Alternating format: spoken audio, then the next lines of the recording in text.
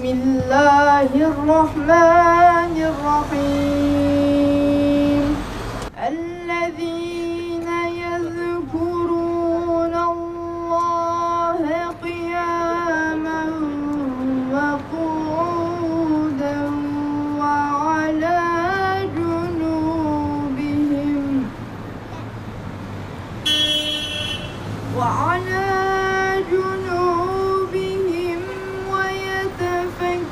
ويتفكرون في خلق السماوات والأرض. Gazze'de devam eden saldırılar 50 bine yakın Filistinlinin hayatını kaybetmesine, 101.827 kişinin yaralanmasına yol açtı. Bombardıman nedeniyle binlerce aile yok oldu. Yüz binlerce ev kullanılamaz hale geldi. Uçaklar hastaneleri bombalıyor, tanklar insanları hedef alıyor, soğuk kış şartlarında hayat mücadelesi veriliyor. Sokaklarda kedi ve köpekler maalesef şehit cenazelerini parçalıyor. Filistin'de savaşın yıkıcı etkisi özellikle kadınlar ve çocuklar üzerinde derin izler bırakıyor. Bir diğer örnek Doğu Türkistan. Çin hükümetinin Uygur Müslümanlarına uyguladığı baskılar ve zorunlu eğitim kampları gibi politikalar uluslararası toplumda endişe ortamı oluşturmaktadır. İnsan hakları ihlalleri ve dini özgürlüklerin kısıtlanması devam etmektedir. Lübnan, Ekim 2023'ten itibaren Lübnan İsrail'in saldırılarıyla sarsıldı. 6.000'i aşkın saldırı sonucu 3.287 kişi hayatını kaybederken 14.222 kişi yaralandı. Binlerce ev tamamen yıkıldı, yüz binlercesi hasar gördü. Ekonomik, siyasi ve sosyal krizlerin pençesindeki Lübnan'da göç dalgası ve altyapı yetersizlikleri halkın hayat koşullarını daha da zorlaştırıyor. Sudan, 15 Nisan 2023'te başlayan iç savaş Sudan'da büyük bir insani kriz oluşturdu. 8.3 milyon kişi yerinden edildi. 12 milyon insan göç etmek zorunda kaldı. 20 binin üzerinde sivil hayatını kaybederken 50 binden fazla kişi yaralandı. Kolera vakaları, açlık ve eğitim imkanlarının yokluğu Sudan halkını derin bir umutsuzluğa sürükledi. Yemen'deki çatışmalar neredeyse 10 yıldır devam ediyor ve insani kriz her geçen gün derinleşiyor. Yaklaşık 23.4 milyon insan yardım bekliyor.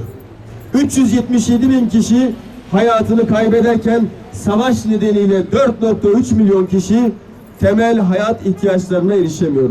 Çocuk ölümleri, hastalıklar ülkedeki krizin en trajik boyutunu oluşturuyor. Suriye, 2011 yılında başlayan savaş Suriye'de derin bir insani krize yol açtı.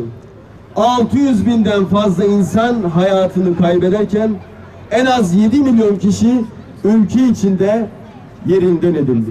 6.1 milyon kişi ise başka ülkelere mülteci olarak sığınmak zorunda kaldı. Savaş altyapının büyük ölçüde yok olmasına, sağlık ve eğitim hizmetlerinin çökmesine neden oldu. Ekonomik kriz, işsizlik ve yoksulluk halkın yaşam koşullarını daha da kötüleştirirken kadınlar ve çocuklar krizin en savunmasız gruplarını oluşturuyor. Şu anda 15 milyondan fazla insan Suriye içerisinde insani yardıma muhtaç durumda hayatta kalma mücadelesi veriyor.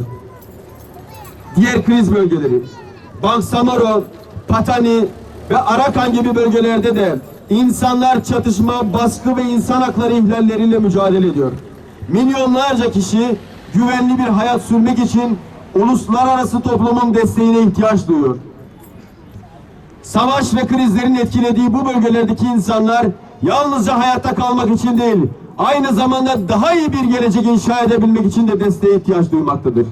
Türkiye'nin İslami hareketleri tüm zorluklara rağmen bu çağrıya yanıt vererek savaşın ve krizlerin yarattığı karanlık tabloyu değiştirmek için çaba sarf etmektedir.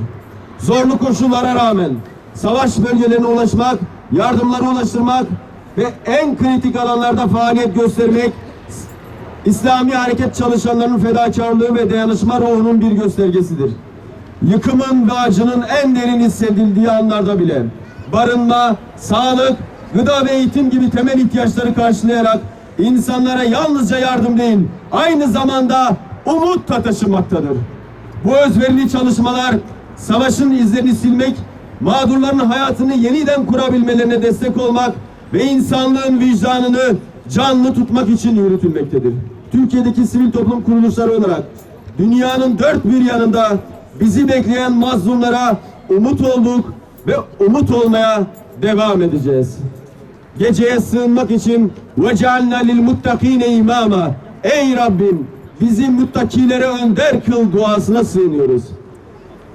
Ayasofya nasıl zincirlerinden kurtulduysa, Şam Emevi Camii nasıl zalim diktatör sultasının elinden kurtulduysa, inşallah tez vakitte Rabbim Kudüs'ü ve Mescid-i Aksa'yı, müminlerin, Müslümanların ilk kıblesini de Siyonist İsrail işgalinin elinden kurtaracaktır.